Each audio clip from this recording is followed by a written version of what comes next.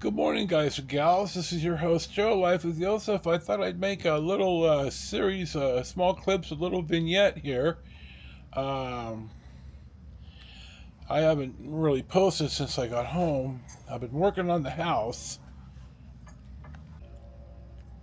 This is the pile of trash that's going. My yard guy, Eli is going to come out, and we're going to set up my spraying schedule, and I'm going to have him. I'm either going to have him or somebody he recommends stain my porch. It needs a little maintenance.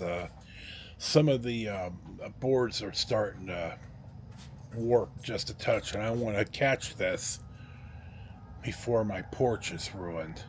So I'm going to talk about some things, or I'm going to tell some stories, some story time, and here we go. Now you see right here, I'm going to pip in the little mem or meme about the one dog wagging his tail because he's got a good poker hand. Well, back when I was a teenager and an absolute social loser, we played a lot of poker, and one of the guys was in the class above me. He lived on the same block with Dale, a guy that I roomed with and was in our class. Anyway, Red did not have a poker face, and I swear to God, every time he had a good hand, he just glowed. And he got happy face, and we knew, oh man, he's got a good hand. He can't bluff for shit. So I played with a guy that did just this. Our next meme says, me traveling to another city because I'm too scared to ask the bus driver to stop. Well, this happened to be as a kid, before I got my driver's license and my motorcycle, so I was still a minor. I'd ride the bus to Reading and see my at the time family, my grandparents and I especially. I'd see Marcy and Gino and my at the time dad. I've had more than one dad at the same time. I don't know what to tell you. So I'm coming home on the bus on the Greyhound. You get the Greyhound right in Reading, and you go to Oakland. The big a Greyhound on Oakland. I think that's all closed. I think the one in Reading is closed too. And then the Greyhound will go over to Bay Bridge and go to San Francisco. There's some big transit center, right? Muni, and everyone meets right there. Anyway, we're coming down 80, Berkeley, Emeryville, and he gets on the he gets on the ramp to go to the Bay Bridge, and we haven't stopped in Oakland yet. Now I'm 14, 15 years old. I'm thinking, I'm just going to see how this plays out. So we get on the bridge, we go through the toll booth, and we get on the bridge, and somebody else speaks up and says, "Hey, aren't we going to Oakland?" And I was like, "Oh my God, the bus driver remembered, dude, we need to go to Oakland." So he managed to get the bus turned around on Yerba Buena Island, and this is before the improvements to the access of the island. And speaking of YBI, I want to go there because I want to. Chester Admiral Chester A. Nimitz's house is there, and it wasn't torn down, and it still exists. And I kind of want to go see that and take film. So anyway, we got turned around and we got back into Oakland, and everything turned out to be as it should. But this has happened to me as a kid. So now we'll move on to the next one. Now this guy is being arrested for DUI right in the parking lot of the CHP office. I don't remember exactly where, but hold on a sec. Somewhere in the Antelope Valley, so I'm thinking Palmdale or Lancaster. Anyway, I have a bail alarm story about this. Now, we were on 7th Street, right at the end of the Posey Tube. There's the Webster Tube and the Posey Tube to go to Oakland. And in fact, I think I even have a picture of the bridge prior to the tube. Let me see if I have that. Anyway, we had it. We're a secure facility, and we had a door to the back parking lot where the dumpster is. Now, every so often I'd go out and we'd have guys salvaging through our garbage. Now, all I told these guys was, if you leave a mess, I'm gonna come. I'm gonna, yeah, there's gonna be a problem, but I'm not gonna kick you guys out. Just don't make a mess. And I never had a problem. Anyway, we've got camera. This is between 1985 and 1987, and we have a camera in the long hall, right where the central station is. Now the central station has a man trap, and that's where you have like the initial door, and it's electronically activated, and then you have to go into this little foyer, and you can't have both the outer and inner door from the foyer to the from the hall to the foyer and the foyer into the central station. They can't be open at the same time, because if one's open, the other one won't open. Anyway, I'm at the central station. I'm on site for something, going to the bathroom or something, and they call me on the radio and say, "Hey, we have somebody in the hallway." So now I'm armed and everything by now. So I let myself in the hallway, and there's this homeless dude there, and I just said, "Dude, what are you doing?" And he pulled the door and walked in. Well, our my supervisor, the central station supervisor, was already on the phone with OPD, and they came out and they took him away. And I remember this because one, he had a cold 7-Up right outside the door, and it's like, dude, you didn't even get to drink your cold soda. And the second thing is, now the night shift guys were on me, Clint and Allen, because now we have to check the damn door every day, every shift. And this is a little bit something more that we had to do that we shouldn't have had to do, because somebody else should have been doing their damn job in the first place. So we'll see to the next one. I may have made a shorty about this. I can't remember, but you look at the bent Bollards.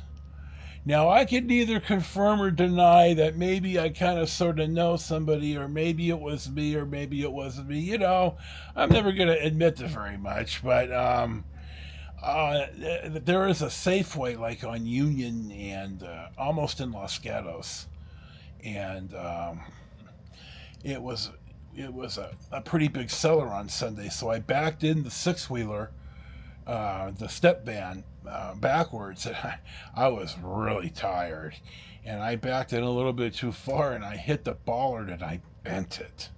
I mean, noticeably bent the bollard. And I thought, well, shit, nobody sees this. So I pulled up, moved over a spot, and backed in a little bit more carefully, and nobody ever said a word about it. I'm not saying a word about it allegedly until right now. So, if these are bent, you know why. Here's a couple of Radio Shack picks. Radio Shack, for those you younglings, especially in the Bay Area, was kind of Fry's electronics before Fry's. They've since gone tits up, but I knew a guy. I know a guy. I knew a guy at the time. He worked at Bay. I know him from the neighborhood. I try to be vague on some of this because I don't really want to out everybody. Anyway, I think he's one of the brightest men I've ever met. The brightest people.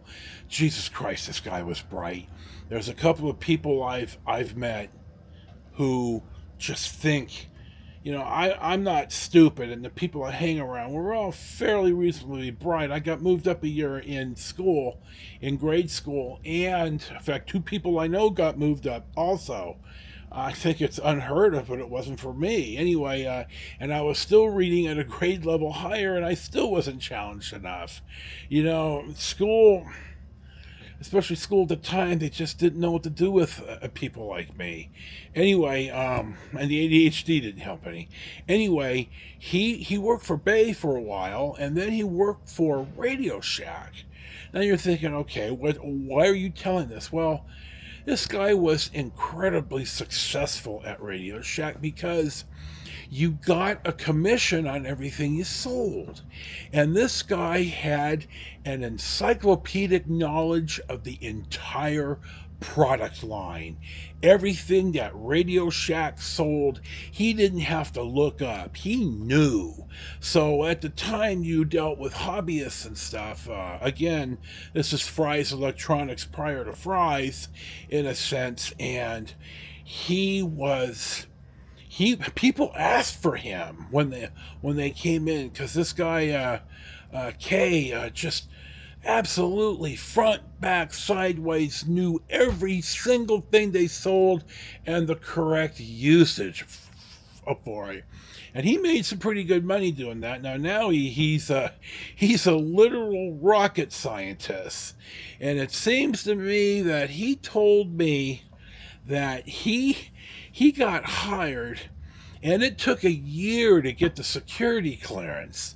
So he basically sat on his ass in an office for a year until he got the correct security clearance so he could work on what they hired him to do in the first place.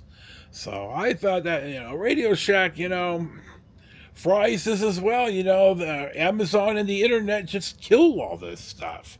I'm not saying it's bad. I'm not thrilled with Amazon. I'm not thrilled with how Jeff Bezos manages his people. But God Almighty, everything I want shows up on my porch.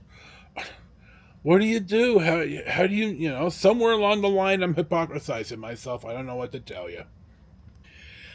Now, here we go. Now, this last one's going to be a clip from a ball player named Anthony Rendon. I think I got this last year. I may have got this earlier this year. It's my understanding that Anthony signed as a free agent and is not all that productive on the field, injuries and such. Anyway, the quote here is saying that you got to shorten the season. There's too many games. And I'm going to tell you, I agree with him. When I was a kid, in the 70s, the World Series was the first week of October. What are you doing on November the 3rd playing a World Series game in New York City? Come on, it's 40 degrees. Baseball's a warm weather summer game. I don't think the guy's wrong. I think 162 games, maybe so, but there's 3, 4, 5, 6, 7 levels of playoffs. My God, you start in March, you'd be starting about the 10th of April, and you should be done with the entire season by about the 15th of October. I mean, weather. What do you do? You're playing out there in gloves and hoodies, and it's not football. I think MLB is sadly mismanaging their product, and this is one of the reasons why. I think the season is too long. I think there's way too many levels of playoff baseball, and I think it dilutes the product.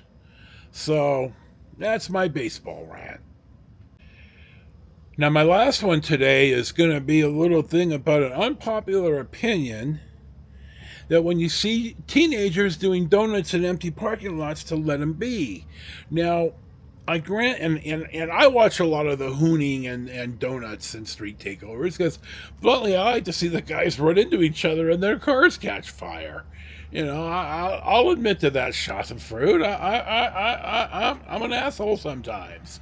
Anyway, the high school that I went to had a paved parking lot for the students, and then they had like a dirt extension, a dirt and gravel. So we would drive out there, and I never told my parents this, but not in the van so much, but in the Chevette, I'd get out there and I'd practice this stuff. It's like a little skid pad, and I'd practice excuse me, throwing the car into a slide and what I'm going to do and doing all that.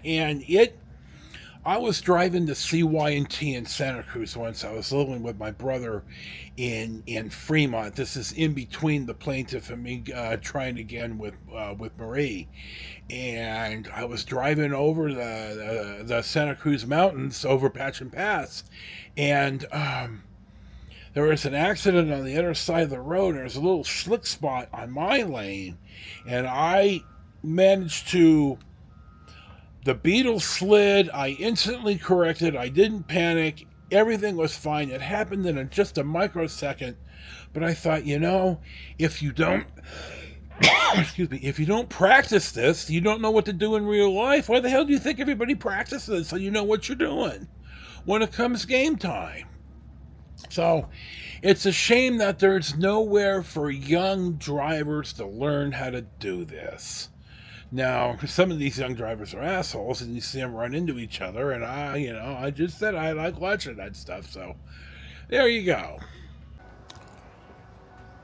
Well, I'm going to film this out of order, but Eddie, I've been pronouncing his name wrong the whole damn time. Eddie and his wife Maria came by, and they're taking off with the stuff right now. They're going to haul for me. As you can see, they've got all the bags, and they took the bed that I had in the living room that I don't want anymore. So 10-10 for these people. I got him covered for the rest of the year for the spray and the landscaping. He sprays, he trims, he kills the weeds, he waters. I'm on board with this. I have no problem paying quality tradies to do a good job. And, I've said this, but, when tradies know that you pay cash, cash is king in a lot of economic circles. So he's also going to give me a price on cleaning and staining the redwood deck here, because it needs some help, and it's way beyond my capabilities. Harry Callahan says it right here.